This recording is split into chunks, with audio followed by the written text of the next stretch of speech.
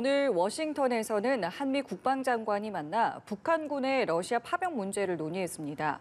이에 미국은 우크라이나 전쟁에 북한군이 투입될 가능성이 크다고 진단했는데요. 자세한 내용 이번엔 보도국 연결해서 알아보겠습니다. 강재은 기자 전해주시죠.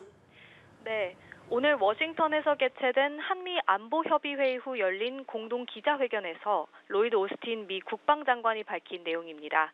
오스틴 장관은 이미 러시아가 우크라이나 전쟁에서 많은 병력을 잃었고 국민들이 이런 사실을 알게 되는 것을 푸틴 대통령은 원하지 않는다면서 북한군이 전투에 투입될 가능성이 크다고 말했습니다.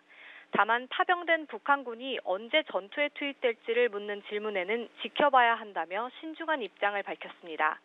북한군 파병 동향에 대해선 약 10,000명의 북한군이 러시아에 있고 이 중 일부가 격전지인 쿠르스크를 향해 이동 중이라고 밝혔습니다. 또 이들이 러시아 군복을 착용하고 러시아 장비를 제공받았다고 설명했는데요.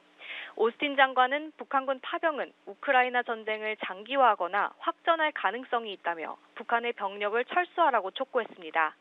또 북한군이 전장에 투입된다면 이들을 공동교정국으로 간주할 거라는 입장을 재차 확인했습니다.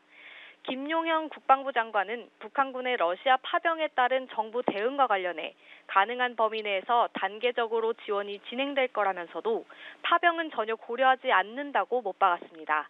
다만 모니터링단이나 전황 분석단은 향후 비상 상황에 대비해 반드시 필요한 부분이라며 불가피한 조치라고 강조했습니다.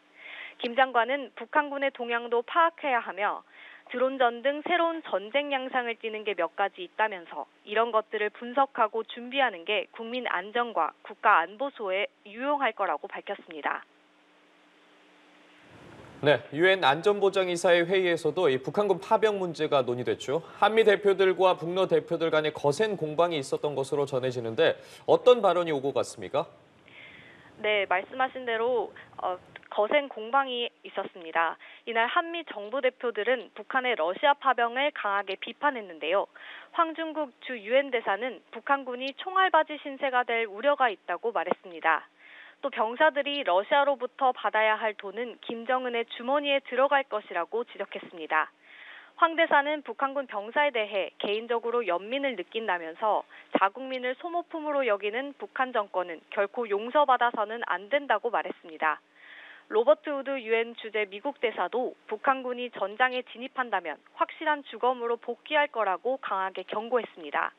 또 러시아가 이란과 북한에 점점 더 군사적으로 의존하며 세계를 위험에 빠뜨리고 있다고 지적했는데요. 반면 북한과 러시아 정부 대표는 북한군 파병을 명시적으로 확인하지 않으면서도 파병의 정당성을 강조했습니다. 바실리 네벤자 주 유엔 러시아 대사는 북한군 파병은 모두 거짓말이며 서방이 주의를 분산시키려는 시도라고 주장했는데요. 또 서방이 우크라이나를 지원하듯 러시아의 동맹국도 비슷한 일을 할 권리가 있다고 밝혔습니다. 김성 주 유엔 북한 대사 역시 북러 조약에 따라 양자 관계를 발전시킬 권리가 있다며 러시아의 주장을 거들었습니다. 지금까지 보도국에서 전해드렸습니다.